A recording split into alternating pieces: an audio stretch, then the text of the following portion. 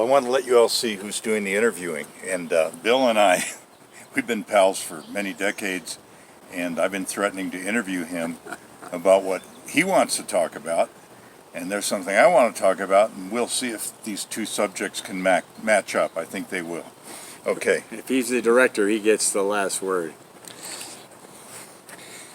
Bill, I know your life and your interest is the church and the power of the church, doctrine and ritual, I think, and what it means to you. And I want to talk about that, about your whole activity as a public servant and a very upbeat guy and all that. But I want to start by talking about what happened to you the past couple of years. You had a mystery illness. That's right. And I can testify that you were down to your last thread, and I will insert some pictures of that. I think I sent some to you. And now you're back to your usual energetic, very upbeat self. Yeah. And I'd like to know how you feel that happened, and talk about your whole spiritual voyage. That's what I'm interested in. But okay. I do want to cover how you feel that fits in. Okay, make yourself comfortable so I can enjoy this without worried about you kneeling on pavement. Don't worry about me. Okay. You cut That's that my out. penance. Oh. That's right. Well, okay, my favorite Jewish story, because my brother here, and I took basic Judaism from Rabbi Hellman. You can see that on YouTube. He was my rabbi. And Bill has produced a long series of interviews with people he finds interesting, spiritually interesting, and so on for years. Yeah. Okay. Well, that's how we met, through Jonathan Lowe's show, The Art of Healing and Healing in Santa Fe. You can see remnants of that on my YouTube channel. But I've always respected the producer, host of this show, for his creative mindset. And he's the only artist that I can literally say that I actually contributed financially when I had something to... You talking about me or Jonathan? You. Oh, come on, don't talk about me. Well, you can cut it out if you don't want it. Okay. This is a director's cut, and you do what you want with it. Okay. But I like to get my testimony out. Yeah. And I like to pay... I'm one of those guys that like to see everybody in the credits or to acknowledge everybody associated with the production. Okay. Shall we start over? No, go ahead. Okay. So he was asking me about my recent health problems. In the September of 2017, at the time I was working as a ski instructor in the winter at Ski Santa Fe, and then I was driving the airport shuttle. Then it was called Sandia. I think it's now they've become Groom, and for about 3.5 years. And on my way back, after 3 days in some terrible smoke coming from Montana, Wyoming, somewhere that we had for about 5 days, 3 days in, it hit me. Now, for the local people around Santa Fe, there's a famous turn known as the La Bajada turn as you come from Albuquerque and you see Santa Fe for the first time. It hit me right there. And I says, oh my God, I'm in trouble. I've started to get sick right away. I took a bunch of supplements that I had, blue-green algae, vitamin C, whatever, some food, water, and I was fortunate enough to get my passengers back to their destinations, hotels typically, brought the van back, and then went home and went right to bed because it felt like I was getting a bad cold. And when I woke up the next morning, I felt as bad or worse, and it was like the beginning of a bad cold. That's the symptoms. And then one thing led to another, and just kind of got worse, and then within a couple of weeks, I literally couldn't get out of bed, Jerry. Could not get out of bed. So I called my neighbor and some friends and to come and get me. And Kathy Flynn actually drove me to the hospital that day. We didn't know what it was causing it or not. So anyhow, they didn't know what to do with me. And I'll go into detail about that another time. But that was the beginning of it. And then I was at St. Vincent's Hospital for about a week. And then they sent me to Presbyterian Hospital, and that was for a month. And they gave me just gobs of drugs and pain medications. I could go on and on. And they ultimately were treating me for a autoimmune disease is what they called it. But I didn't fit the exact descriptions, and so in and out of that for a while. I was there for a month. came back and tried to rehab with the retired Christian brothers. They were kind enough to let me stay with them. We thought it was only going to be for a few weeks. I was there for 4 months before I left, and then went home to and I in and out of the hospital for a while. And then one of those times I was in the hospital, this doctor who recognized me said, "We haven't really helped you here, have we?" Because they're all set to send me to Santa Fe Cares, an assisted living facility where I saw you later. And I says, "No, I guess not." He says, "Okay, go back to bed." So, okay, I went back to bed. And they woke me up at 1 o'clock in the morning and said, "You're bleeding." And they put me in an ambulance, dressed me, put me in an ambulance, and took me to an airport in Las Vegas, New Mexico, and flew me in a single jet, like had room for one lay-down guy and a pilot, co-pilot, a nurse, and all night and at about dawn we arrive at the University of Colorado Medical School, and I was going to be treated. I thought I was going to be treated there, but no, they were just trying to figure out what was wrong with me. So for the next 3 weeks, every day, 3 doctors at a time would come and see me to test me. They were all doctors training to be specialists, and for 3 weeks, and they couldn't figure out what it was, so they put me in an ambulance and brought me back here for the last bit because my insurance wouldn't cover it, for either a PET scan or a CAT scan. I don't remember now. And they put me in Santa Fe Cares, and I was there for about a month before they finally did that.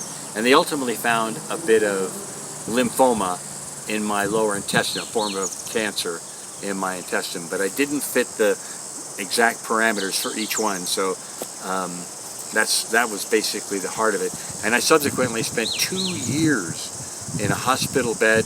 That means I couldn't even get out of bed for a while. They had me in diapers and wheelchair and all that for a while, until finally I worked my way out of it by PT. Doing physical therapy over and over and over until I got strong enough, and then finally I got stronger, and they let me out.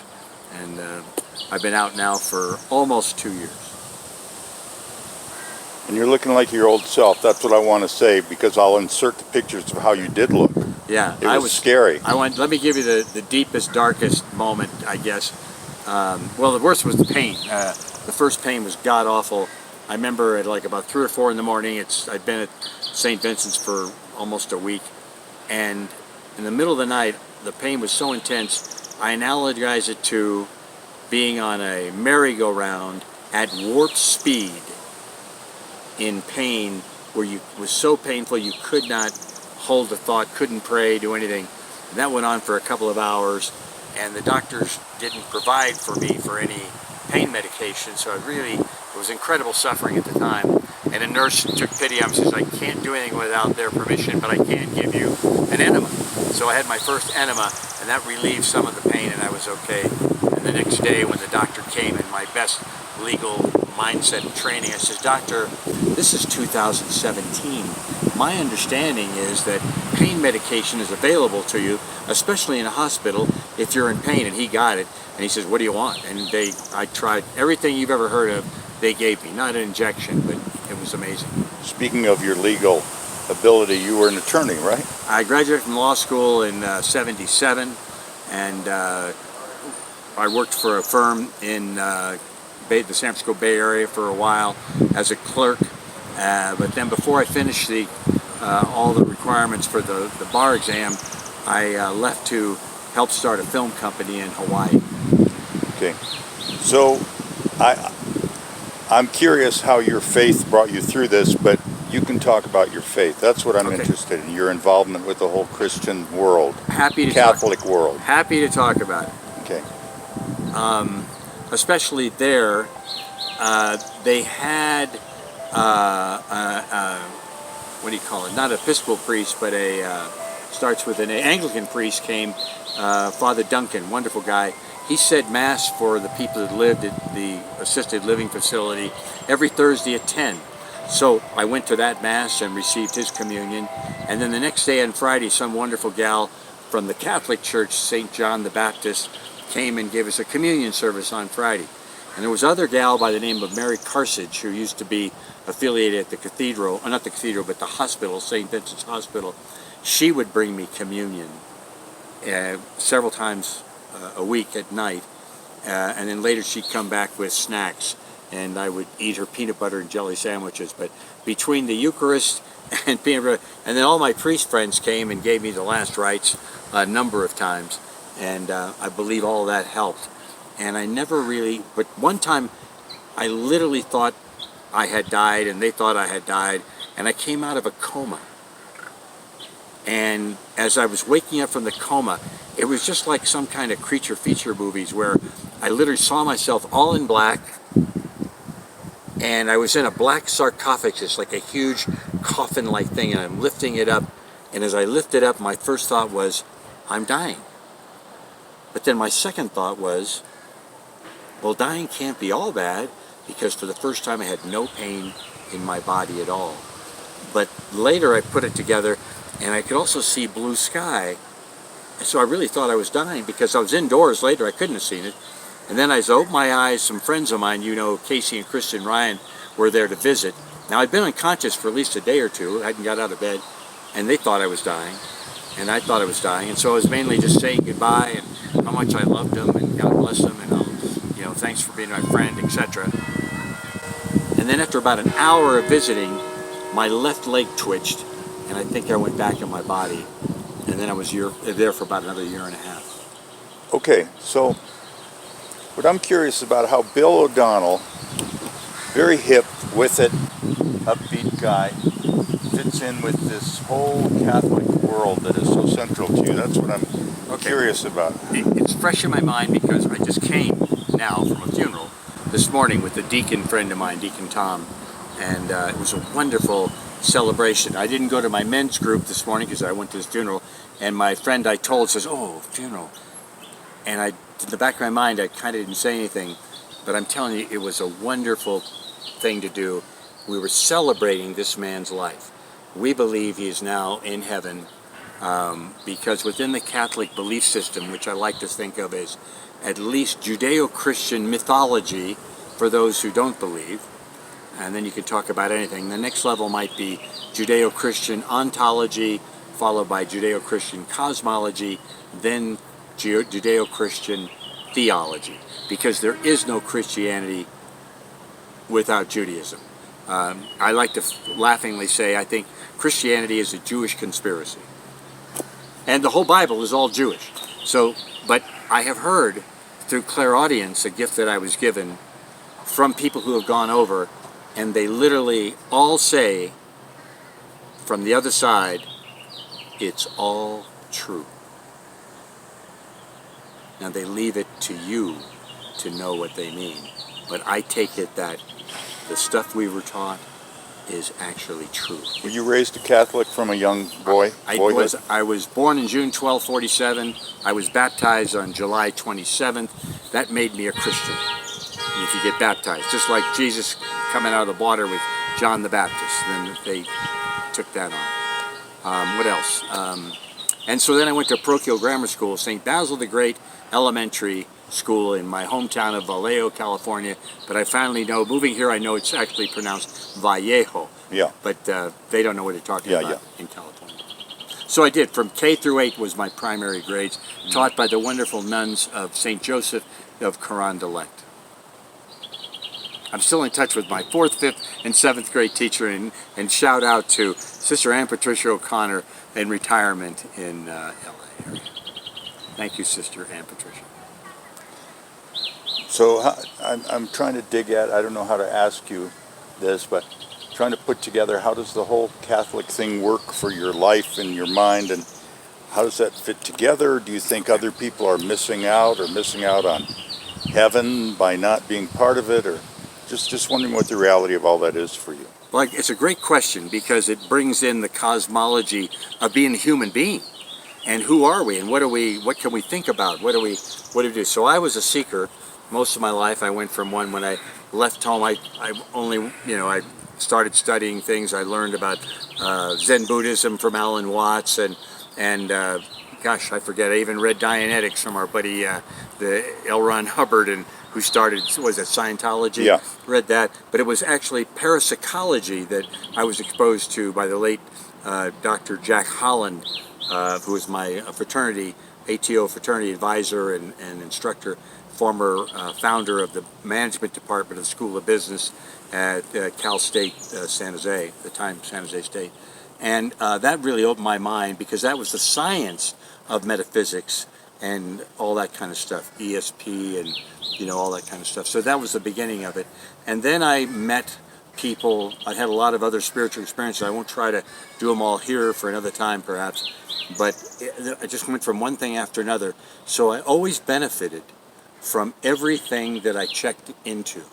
And I want to acknowledge people like Ram Dass, and then reading the autobiography of a yogi by Paramahansa Yogananda, and then meeting Swami Muktananda, and realize these guys were serious, these Indian gurus.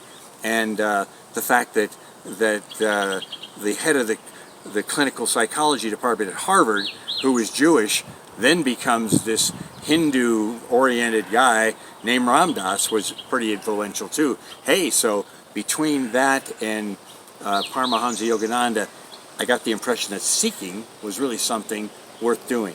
So I became a seeker. And even though I was going to grad school and education and then law school, I still was always a seeker. And I literally went from the California bar exam into City Yoga Dam in Oakland to take a teacher training course in City Yoga. And I knew nothing really about it, but I was drawn to go and learn something about it. And it was a wonderful experience, very, meditating every day, chanting, all that stuff. And I did an informal survey, and 4 out of 5 of us, there was no Hindus in the place. There was 4 out of 5 either Catholics or Jews, with a few throwing of Protestants in. But that's who was there, seeking, knocking, and asking. And it was later that I read in the Bible that that's what Jesus said you got to do. You got to seek, or you won't find. If you don't knock on that door, it won't open. And if you won't ask, you won't receive. And I really believe that's something that we need to do for our own sake. Because the highest commandment, and I have a mezuzah on my doorpost that in English says to love God with your whole heart, your whole soul, and your whole mind. Okay, that's the highest commandment, Jesus said later. And it's in Deuteronomy, book of Deuteronomy, chapter 6, verse 4 through 10. And it's the only imperative from cover to cover that I could find in my study. Okay, so then how do you do that?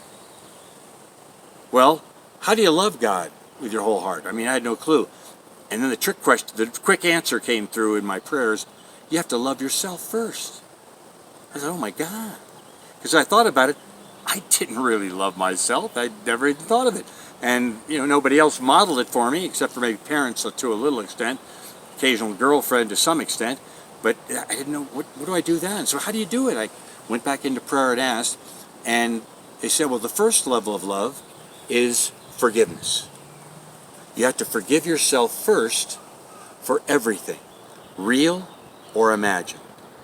Oh, okay, well, I'll try that. Like in the Chinese, the journey of 1,000 miles, one step at a time. So, okay, I forgive myself for this, and then I'll forgive the other guy for that. Okay, and I really didn't know what I was doing or didn't want to do it per se, but okay, this is what I heard. I'm following this guidance. So I forgive myself, then I forgive the other person. That went on for a while. Hey, I was making final progress. And then I came to somebody I couldn't forgive. And I was devastated. Oh, why can't I do that? I don't know. Took it back into prayer, went inside, and I heard the guidance saying, have compassion for yourself first in whatever dilemma you're faced with. I stopped right there. Okay, how do I do it? Okay, if I have compassion for myself, I love myself, I forgive myself. And I just said it over and over and over, like in Hinduism, it'd be like japa yoga, just repeated, or like a rosary, one after another, just keep saying it. And for the first time, I just kept doing it. First time, I literally felt my heart start to fill up. I could just feel it. It was starting to fill. Oh, okay, I must be on the right track. So I kept doing it, until literally for the first time in my life, just by saying I love myself, I forgive myself, have compassion for myself, and then I literally felt my heart overflowing with love. And then the guy that I couldn't forgive, I immediately had compassion for him and forgiveness, and I was off to the races. Now I understand why he says, love with your whole heart. And God, so the voice was that, but it says love God but you are a child of God. So if the actual God's not here, you're the child of God, so you have to do it to yourself first. And there's an epidemic, in my view, of a lack of self-love for various reasons. And we don't forgive ourselves or have compassion for ourselves, but it gets you out of almost any psycho-emotional drama that you're faced with if you're willing to apply it and trust that it will work. If you got something better, great, but this is what worked for me. Thanks for asking. Yeah. So your wider involvement with Catholicism specifically, and Catholic churches and Catholic sacrament, that all reinforces this, or how does this fit together for you? This is what you haven't talked about yet. Well, my advice would be you got to go where you're fed. So I went from doing nothing to looking at Buddhism, and then learning about meditation and following my path into parapsychology and that sort of things, and then into applied Hinduism and going that way. You just got to go. And for me, it's been a blessing because I've learned from everybody. And so, but then I was working in Denver, and I was in some kind of church in Boulder. I was praying, continuing praying for guidance, and something happened supernaturally. My mantra that the guru had given me was Om Namah Shivaya. So you'd say that over and over and over. But something happened. I was in there praying, and all of a sudden, metaphysically, I felt that mantra leaving my brow chakra, leaving my sixth chakra, and went out. And then in came the highest commandment, to love God with my whole heart, my whole soul, my whole mind, back in. I'm just experiencing this. I wasn't doing it. And so I realized what had happened. I was given a new mantra. That became my mantra. Because in my Hindu period, I had learned that there were three primary methodologies or ways to go. The first one was Jnana Yoga, which meant coming to God through your intellect. And that's what I thought I was. And I was just smart enough to know I was never going to make it to God realization through my intellect. So I said, what's left? And the other two were Karma Yoga through service, and the third one was Bhakti Yoga through love and devotion. I says, okay, I'm going to become a Bhakti. And this is what happened. That came in as my new mantra, and it started a whole change. The next thing I know, my firm that I was working for went out of business. Some friends that I knew from Heart Song in Berkeley, I went to a psychic school in Berkeley to learn applied metaphysics, and they were in Santa Fe, and they said, we're here. And I immediately got intuitively that I was going to come join them. And sure enough, when the company went out of business, I went down and I was hired to come as a lawyer to set up a non-profit for them, and that's how I got to town. And then that was in 82. And then St. Patrick's Day, 1983, March 17th, I'm driving with another guy past the Benedictine Monastery, Our Lady of Guadalupe Abbey in Pecos. And I said, hey, what's that? Oh, it's the Benedictine Monastery. I said, I've never been in it, never seen a monastery. On the way back from the Irish American Party, went in, stuck my head in, I had a hit to come back, and that's how it all started. Okay, you mentioned, strangely enough, you mentioned Boulder, and when I lived in Boulder, I knew a guy, very straight, middle-aged businessman guy, unspiritual as you could be, and he claimed that the older a Catholic church was, the more he could see an aura in there. And I have had this similar experience going into very old cathedrals and churches. I feel something, and I'm wondering about that living spirit of Jesus, or of the Jesus consciousness, and how that is for you. I feel it too. Now, I've been asked this before, and they said, what did you learn at the monastery? Well, before I became a member there, I was just there meditating, and had a very strong meditation. It was in the chapel, and it was unusually strong. And that went on for maybe 15 or so minutes, and then all of a sudden, out of the blue, just half the energy disappeared. So I kind of came out of it, opened my eyes, and the sacristan had taken the exposed Blessed Sacrament, the host that had been transubstantiated, changed into the body of Christ energetically, and was putting it, or had put it, into the tabernacle. Now I could feel that from rows away. I felt it with my eyes closed. So immediately it was no longer a question of faith. As a metaphysician, I felt it. I experienced that. So from then on, it was a reality for me that I could then rely on.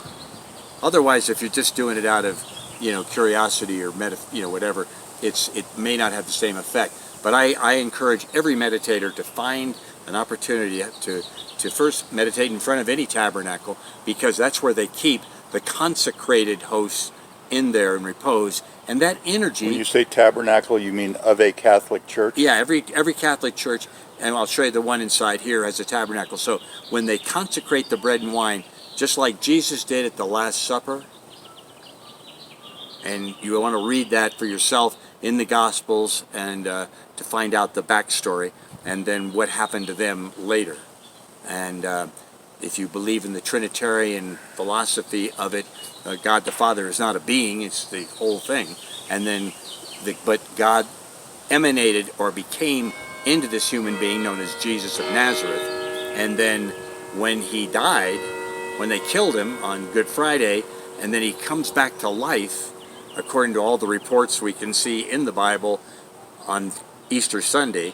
That's the birthday of it. And then he is around for a while in unbelievable ways, in and out of buildings. You don't recognize him, but he knows stuff, until finally Ascension Thursday he leaves, but he says, stay, get together, and that's what Pentecost Sunday is.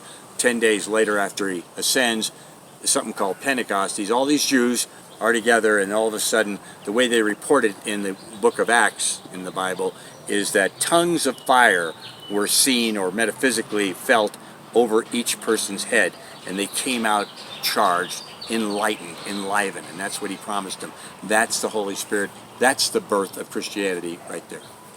Would you take that picture out of your pocket and put it up here a little closer and tell me how you described her a little while ago? How's the view? Okay, That should be fun. That is Our Lady of Guadalupe. Oh, I called her my favorite Native American Jewish princess. Sorry, she appeared as she's appearing as an Aztec maiden, pregnant, and she's reported to have done the same thing in Lourdes, in France, in Fatima, in Portugal, and I understand she's currently still appearing every day in Medjugorje, somewhere in former Yugoslavia, among others. I think in Ireland too. There's one in Knock in Ireland. There's images of this person. Now, Mary was a human being, and now she's appearing after the fact at that life in this life. Here's my another Catholic anecdote for you. Maybe this will spark some response from you. You can put that away. Thanks. Anyway, our neighbor across the street in Las Vegas was Jewish, very non-spiritual, I would say, one way or the other. Yeah. And he said that when he was in high school, he had warts, and his parents took him everywhere to get rid of these warts, and there was no apparent cure. Couldn't get rid of his warts, but he did go to the drive-in one night with his friends, and he saw the movie Our Lady of Fatima or whatever it was, and the next day he had no warts, and he never had warts again. No For kidding. what it's worth. And by the way, I know from hypnosis training that warts is one of the few diseases which is always amenable to hypnosis. So on some kind of psychological level, there's something going on there. Anything else you'd like to cover? No, I think we got the essence of Billo, which is what I wanted to do. Thank you, Jeremy. Very loving, upbeat guy, a good example of whatever it is you are. You are a shining example. Well, thanks. And I appreciate your comment, because a lot of people don't seem to want to seek, knock, and ask for their own sake. But I truly believe, I'll just ask you, common sense wise, who are you? What is your body? If you look at your body, your body's going to die, and from science that every cell in your body, I think, is changed within 7 years anyhow, so you're not the same person. So what's animating you? And so that's why it helps to believe in the soul, that your soul is eternal and that you're going to go on. I really felt that today at this funeral. They were there to celebrate this man's life, and he lived a good life, and he was a good man. And Jesus is the example of that par excellence. So read it for yourself. Don't, You don't have to believe it. Think of them as fiction. You know, my abbot used to say, the Bible is such a great story, they'd had to make it up if it wasn't true. And that covers it for me. Well, I watch a lot of videos by Bart Ehrman. Ehrman, is that his name? You know, he's a scholar about the Bible, and he's kind of a, yes, he's kind of a skeptic. Yeah. And yet he is a Christian, but he has a lot of information and reservations about the Bible and how many sources it came from and how it doesn't fit together. Yeah. But it's interesting to me to listen to those interpretations. Yeah. Well, friend Kathy Flynn gave me a book of the Gospels that were translated direct from Aramaic, and when I was going through this and comparing it to my New American version of it that came out in '70 and redone in 1984, and we both tended to enjoy the Aramaic translation more than the one. It goes Aramaic, then it went to Hebrew, then it went to Greek, then it went to German and English before it got here. I understand. I'm just saying even the oldest one is not really contemporary with Jesus' time. Okay, we are here in St. Francis Cathedral Basilica in the oldest nave on the left side front, which is part of the original church before this was built by Archbishop Lamy. And this we're looking at right now is the oldest Marian shrine in the country, dedicated to Mary, Jesus' mother. My guru used to say, it's okay to visit the various base camps around in religion and spirituality, but when you want to have an experience of God, you're going to have to find a path and you have to climb. And when you go up to the top of the mountain, that's where you meet God. And so you'll meet other people on the paths at different levels, and that's the good analogy. So I look at religion as like handholds. Say you're climbing El Capitan at Yosemite, and maybe that Hindu helped you here, and the Jewish one helped you here, and the Catholic one helped you here, the Protestant. You know what I mean? It's you have to find out your path. And no one can tell that for you ultimately. You have to find it for yourself. So seek, knock, and ask. He's back. Okay, Billo, it's been fun. We've been talking about doing this for a long time. I'm glad we finally did it. Jimmer. Vaya con Dios. And vayan con Dios, all you out there. That's Mexican for go with God. Thank you, Jim. I feel more accomplished spiritually having had that